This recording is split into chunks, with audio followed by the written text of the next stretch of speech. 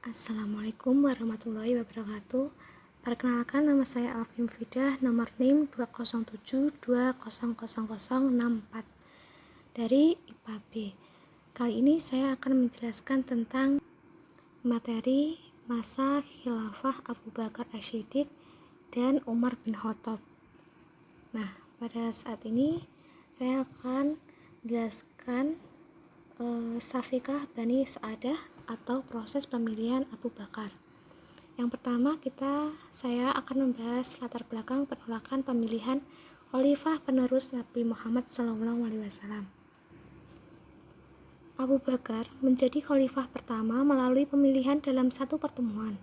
Terjadi pada hari kedua setelah Nabi Muhammad wafat dan sebelum jenazah beliau dimakamkan. Peristiwa itulah yang menyebabkan kemarahan keluarga Nabi, khususnya Fatimah, putri tunggal Rasulullah.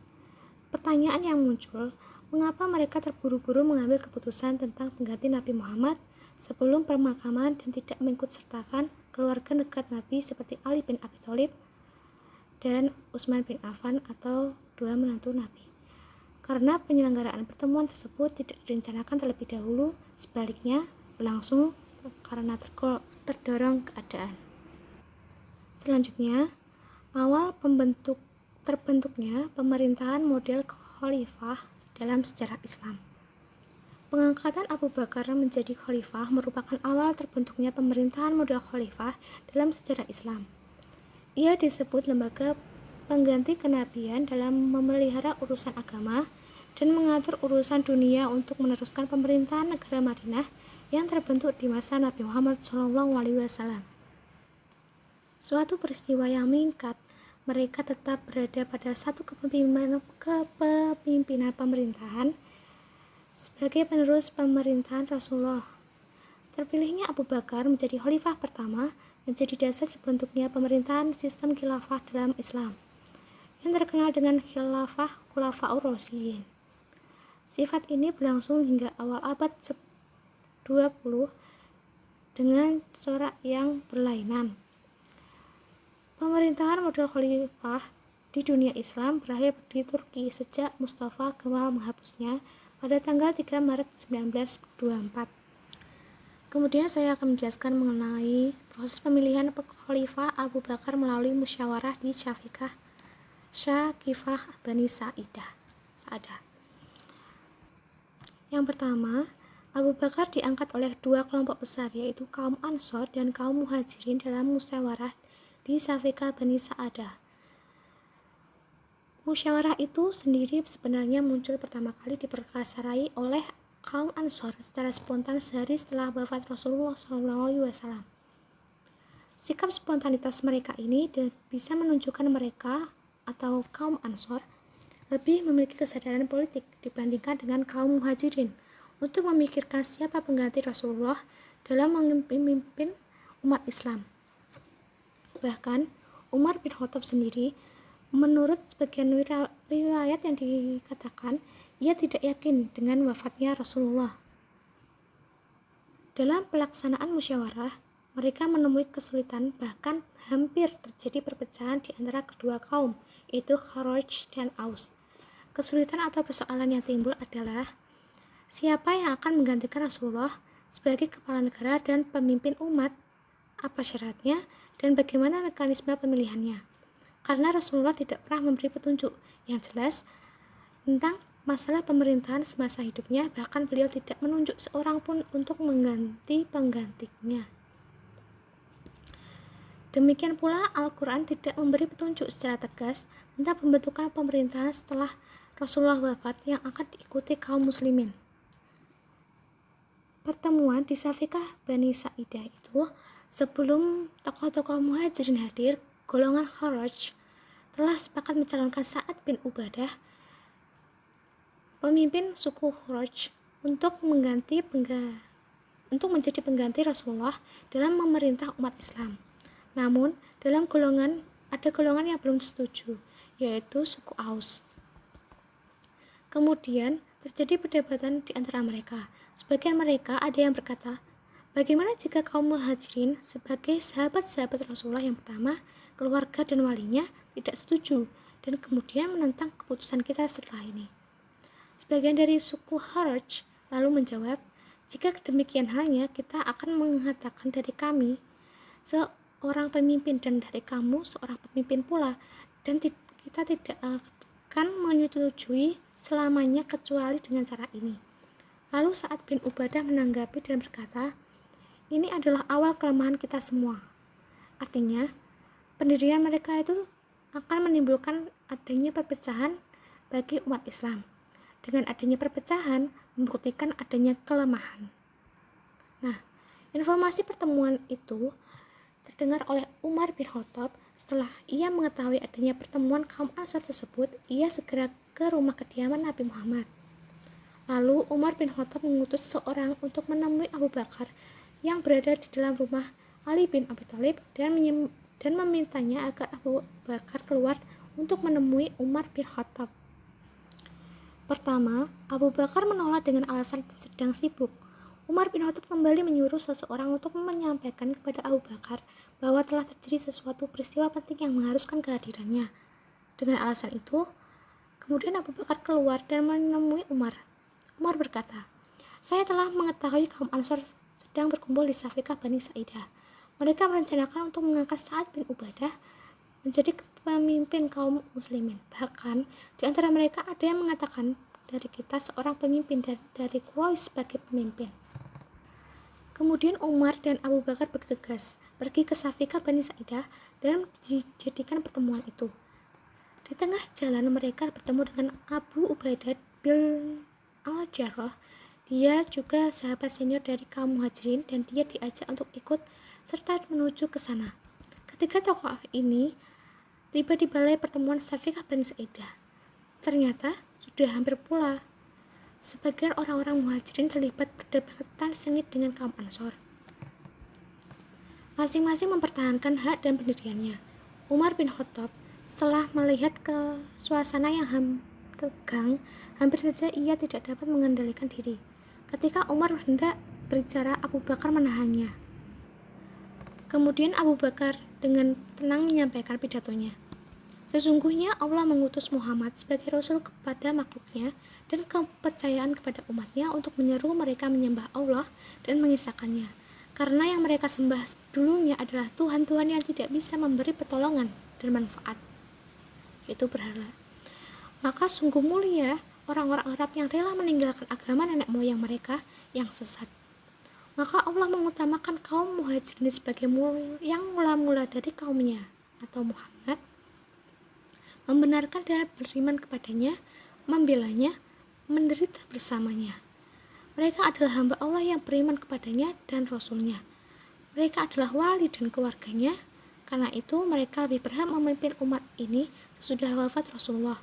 Dan kamu, wahai orang-orang Ansor, tidak dapat dipungkiri bahwa engkau semua juga memiliki keutamaan dalam agama Islam.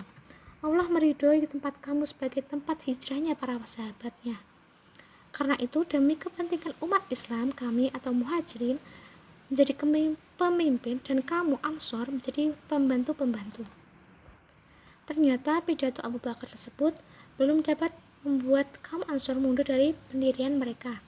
Salah satu di antara mereka atau kelompok Ansor, yaitu Hubab bin Al-Munsir, dalam pidatonya ia berkata, wahai kaum Ansor, berpeganglah pada pendirian kamu, karena sesungguhnya manusia berada dalam lindungan dan naunganmu, dan janganlah kamu membiarkan perselisihan di antara kamu, karena tidak ada jalan kecuali mengikuti pendapat kamu. Kamu adalah orang-orang yang memiliki kemuliaan dan kehormatan, jumlah kamu besar, dan manusia akan melihat apa yang akan kamu lakukan. Dan janganlah kamu berbeda pendapat yang dapat merusak pendapat kamu sendiri. Maka jika mereka atau Muhajirin menolak, maka dari kita atau kaum Ansor seorang pemimpin, dan dari mereka Muhajirin seorang pemimpin. Pernyataan itu langsung ditanggapi oleh Umar bin Khattab dengan mengatakan, tidak mungkin ada dua orang pemimpin dalam satu kurun dan satu wilayah kekuasaan. Orang-orang Quraisy sebagai wali dan keluarga Rasulullah lebih berhak meneruskan pemimpinannya. Hubab kembali berbicara menanggapi pendapat Umar. Wahai kaum Ansor, tetaplah kamu dalam pendirian kamu. Jangan kamu dengar pendapat orang ini yang dimaksud adalah Umar bin Khattab dan sahabat-sahabatnya. Maka berpegang teguhlah kamu semua dalam perkara ini, sebab kamu lebih berhak daripada mereka. Situasi pun menjadi tegang, bisa mengancam keutuhan umat Islam. Akhirnya Abu Ubaidah bin Jarrah mengajak kaum Ansor agar bersikap dingin dan toleran. Ia mengatakan, wahai kaum Ansor, sesungguhnya kamu adalah orang-orang yang pertama memberikan pertolongan, maka janganlah kamu pula yang menjadi orang pertama pula yang merusaknya. Disambut oleh Bashir bin Sa'ad Abi Al-Nu'man bin Bashir, salah seorang pemimpin dari suku Kharaj. Berdirinya seraya berkata, wahai orang-orang Ansor, demi Allah, sesungguhnya kita paling utama dalam memerangi kaum musyrik dan membela agama ini. Kita tidak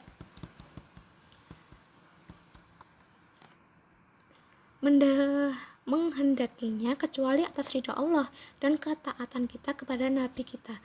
Maka tidaklah tepat kita memperpanjang masalah ini. Ingatlah bahwa Nabi Muhammad SAW dari Quraisy, karena itu kaumnya lebih berhak dan utama atas masalah ini. Bertakwalah kepada Allah dan janganlah kamu saling berselisih dan bertentangan dengan mereka atau kaum muhajirin. Dengan pandangan Bashir ini, suasana penuh semakin tenang. Dalam keadaan demikian, langsung disambung dengan Abu Bakar dengan seraya berkata, Ibnu Amr dan Abu Ubaidah, siapa yang kamu hendaki di antara keduanya, maka hendaklah kamu baiat. Keduanya berkata, demi Allah, kami tidak lebih berat dalam masalah ini atas engkau.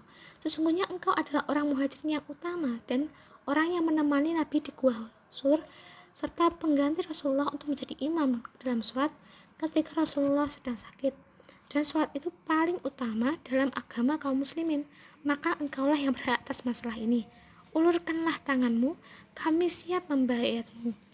Ketika keduanya hendak mengucapkan baiat di atas Abu Bakar, lalu diikuti oleh Umar dan Abu Ubaidah serta mereka yang hadir baik dari golongan Ansor maupun golongan Muhajirin, termasuk Asid bin Hadir, salah seorang tokoh Ansor dari Abu Aus.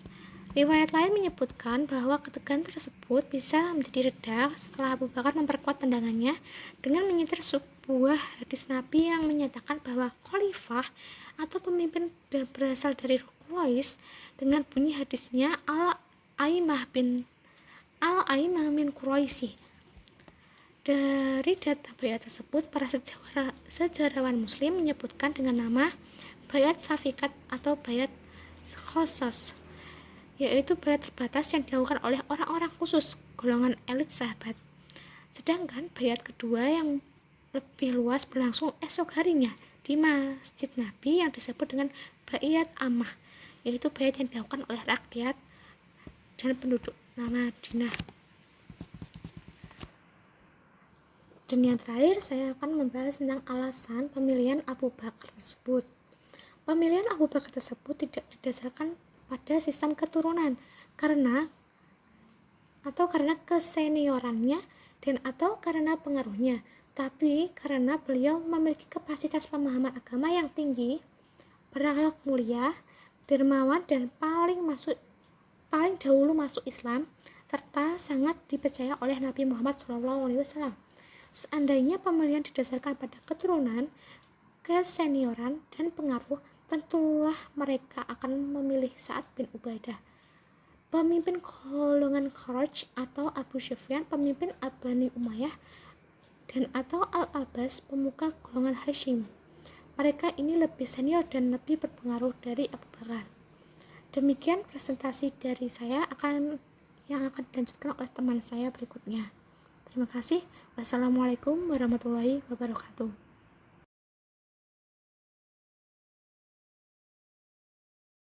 Assalamualaikum warahmatullahi wabarakatuh.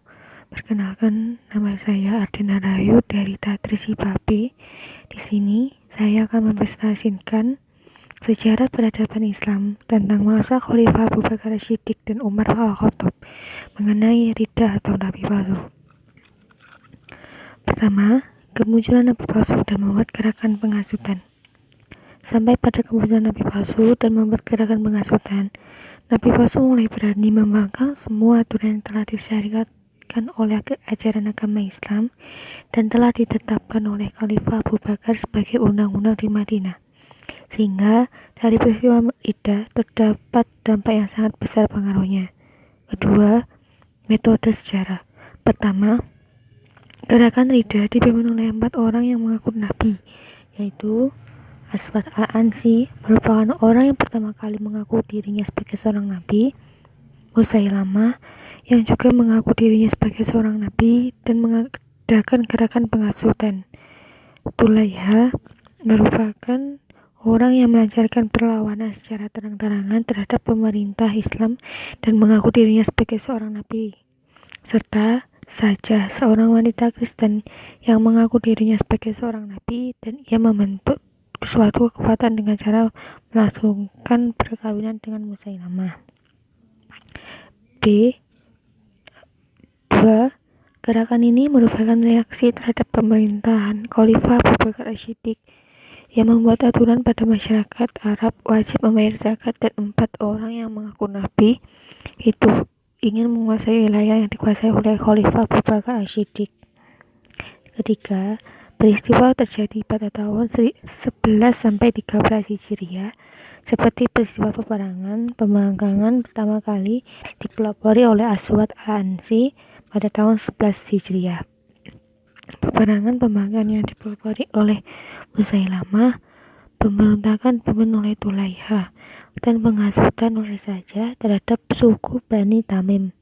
Pada tahun 13 Hijriah, saat Musailamah, Aswad, dan pasukannya terbunuh, maka yang tersisa adalah Tulaiha dan Saja yang kedua orang itu kembali masuk agama Islam, sehingga gerakan Ridha dapat dibubarkan oleh pasukan Khalifah Abu Bakar As-Siddiq. Sekian presentasi dari saya, bila ada kurang lebihnya saya mohon maaf. Wassalamualaikum warahmatullahi wabarakatuh.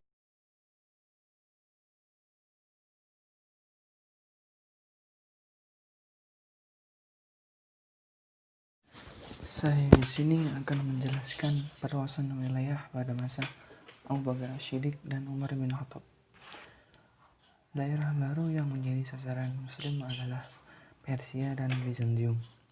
Kisaran Persia meliputi Irak Barat, Syria, dan Jazirah Arab Utara. Dengan kekuatan Bizantium yang sangat besar, maka Abu Bakar mengirimkan pasukan yaitu Yazid bin Abu Sufyan ke Damaskus, Amr bin Ash ke Palestina, dan Syurabil bin Hasanah ke Yordania, dan Abu Ubaidah bin Zarrah ke Hims. Saat perang Yad terjadi, kaum muslimin mendengar kabar bahwa Khalifah Abu Bakar meninggal dunia. Dan saat itu pula digantikan oleh Umar bin Khattab, dan akhirnya kekuasaan Bizantium di Arab dimenangkan oleh kaum muslimin. Selanjutnya, Hirah. Hirah ini menjadi pusat pertahanan dan ibu kota Persia. Damaskus, Jandal, Herat, Yamuk, Syam, dan Syria. Selanjutnya adalah perluasan wilayah Islam pada masa Umar bin Khattab. Pada saat itu, kekuasaan Islam teramat spektakuler, sehingga terkenal dengan nama Futuhat al-Islamiyah. Selanjutnya adalah kekuasaan wilayah meliputi kota-kota yang penting. Yang pertama adalah Syariah. Syariah mampu menguasai Yarmouk, Damaskus, dan Azdan. Yang keduanya adalah Palestina. Di Palestina mampu menguasai Baitul Maqdis. Irak dan Persia berhasil dikuasai oleh Khalifah Umar bin Khattab mengutus Sa'ad bin Waqqas. Dan selanjutnya adalah Mesir. Di Mesir ini dibagi menjadi 4 bagian. Yang pertama adalah Abu Ubaidah bin Jarrah, yang kedua adalah Yazid bin Abu Sufyan, dan yang ketiga adalah Amir bin Ash, dan yang terakhir adalah Syurabil bin Hasanah. Wilayah lain juga ada, yaitu Afrika Utara dan Eropa Timur. Selanjutnya adalah pemerintahan negara pada masa Abu Bakar As-Siddiq. Yang pertama adalah agama. Agama adalah menumpas nabi palsu. Yang kedua adalah penumpas pembangkang zakat. Dan yang ketiga adalah penumpas orang murtad dan penolak agama Islam. Dan selanjutnya adalah kenegaraan. Kenegaraan ini di bidang eksekutif sekretaris yaitu Ali bin Abi Thalib, Utsman bin Affan, Yazid bin Sabit, dan selanjutnya adalah bendahara yaitu Abu Ubaidah. Selanjutnya adalah kebijakan ekonomi. Yang pertama adalah akurat dalam menghitung zakat, dan yang kedua adalah hasil negara disimpan di Baitul Mal. Selanjutnya adalah pemerintahan negara pada masa Umar bin Khattab. Pembagian daerah kekuasaan yaitu Sa'ad bin Abi Waqqas menjadi gubernur Kufah. Yang kedua adalah Utsbah bin Khoswan menjadi gubernur Basrah, dan Amr bin Ash menjadi gubernur Mesir. Umar bin Khattab membentuk dewan-dewan yaitu Baitul Mal, dewan militer, dewan hukum, dan dewan pos, dan mendirikan Hizbah, dan juga menetapkan kalender Islam tahun Hijriah sebagai penggunaan tahun baru Islam. Bismillahirrahmanirrahim. Assalamualaikum warahmatullahi wabarakatuh. Perkenalkan, nama saya Alvanisa Dwi Pramudia Wardani dari kelompok 2. Di sini saya akan mempresentasikan tentang masa khilafah Abu Bakar As-Siddiq dan Umar bin Khattab yang meliputi tentang harta rampasan perang atau ghanimah, pelimpahan wewenang kepada hakim daerah, dan sistem pertahanan. Langsung saja untuk pembahasan yang pertama, yakni tentang harta rampasan perang atau ghanimah. Menurut bahasa, ghanimah berarti sesuatu yang diperoleh seseorang melalui suatu usaha. Sedangkan menurut istilah, ghanimah dapat diartikan sebagai harta yang diambil dari musuh Islam setelah peperangan. Bentuk-bentuk ghanimah. Harta yang diambil dari musuh setelah berperang dapat berupa harta bergerak, harta tidak bergerak, dan tawanan perang. Harta bergerak dapat berupa alat transportasi atau tunggangan musuh saat perang, senjata perang, dan perbekalan mereka. Sedangkan harta tidak bergerak dapat berupa tanah dan bangunan. Pada masa Khalifah Umar bin Khattab telah ditetapkan bahwa jenis harta yang boleh diambil oleh pasukan Islam yang menang dalam perang hanyalah harta bergerak saja, karena hanya harta bergeraklah yang dinilai sesuai dengan urf. Penegasan Umar untuk mengambil harta bergerak saja terlihat dari suratnya kepada Sa'ad bin Abi Waqqas yang berbunyi, kalau seluruh harta dan kekayaan mereka, baik yang bergerak maupun tidak bergerak diambil, lalu dengan apa mereka akan hidup? Yang kedua yakni tentang keabsahan mengambil rampasan perang atau ghanimah. Hukum halalnya mengambil harta melalui jalan perang ini terdapat di dalam Quran Surat Al-Anfal ayat 41 yang artinya, ketahuilah sesungguhnya apa saja yang dapat kamu peroleh sebagai rampasan perang, maka sesungguhnya 1/5 untuk Allah, Rasul, kerabat Rasul, anak-anak yatim, orang-orang miskin, dan Ibnu Sabil. Juga terdapat di dalam Quran Surat Al-Anfal ayat 69 yang artinya, maka makanlah dari sebagian rampasan perang yang telah kamu ambil itu sebagai makanan yang halal lagi baik, dan bertakwalah kepada Allah, sesungguhnya Allah Maha Pengampun lagi Maha Penyayang. Keabsahan ghanimah juga terdapat di dalam sabda Rasulullah SAW yang artinya, Allah memberi saya 5 hal yang nabi-nabi sebelum saya tidak mendapatkannya, yakni dijadikan bagiku bumi ini sebagai tempat sujud yang suci, maka di mana saja seseorang dari umatku dipanggil sholat, maka sholatlah, dan dihalalkan bagiku ghanimah. Sementara bagi umat sebelumku tidak dihalalkan. Ila akhiril qaul. Hadis riwayat Bukhari dan Muslim dari Jabir bin Abdillah radhiyallahu anhu. Poin selanjutnya yakni tentang pembagian ghanimah. Hasil rampasan perang atau ghanimah dibagi menjadi 5 bagian. 1/5 bagian diberikan kepada pihak-pihak yang dicantumkan Allah Subhanahu wa taala di dalam Quran Surat Al-Anfal ayat 41 yang telah disebutkan sebelumnya. Sementara 4/5 bagian dibagikan kepada pasukan yang ikut berperang.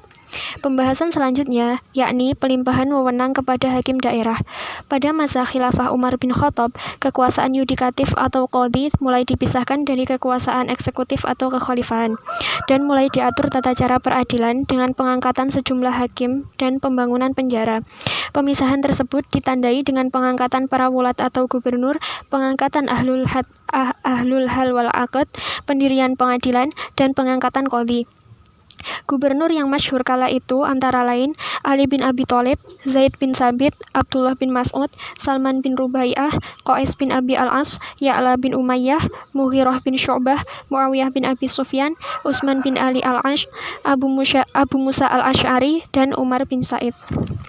Namun, saat itu hanya ada beberapa daerah yang telah memiliki qadhi atau hakim wilayah, di antaranya Syarih bin Al-Haris, hakim Kufah, Abu Musa al-Asy'ari, hakim Basrah, Qais bin Abi al-As, hakim Mesir, dan Abu Darda, hakim Madinah. Sedangkan untuk daerah lain, kekuasaan hakim masih dipegang oleh gubernur. Pembahasan yang terakhir yakni sistem pertahanan. Dalam sistem pertahanan, Umar bin Khattab tercatat sebagai orang pertama yang mendirikan kamp-kamp militer yang permanen. Beliau mendirikan pos militer di daerah perbatasan. Beliau juga mengatur berapa lama seorang suami diperbolehkan pergi berjihad meninggalkan istrinya, yakni tidak melebihi 4 bulan. Beliau memerintahkan panglima perang untuk menyerahkan laporan secara terperinci mengenai keadaan prajurit. Beliau membuat buku khusus untuk mencatat para prajurit dan mengatur secara tertib gaji tetap mereka. Beliau juga mengikut sertakan dokter, penerjemah, dan penasehat yang khusus menyertai pasukan saat berperang. Sampai di sini yang dapat saya sampaikan. Apabila terdapat banyak kesalahan, saya mohon maaf yang sebesar-besarnya. Wa akhiran, wassalamualaikum warahmatullahi wabarakatuh.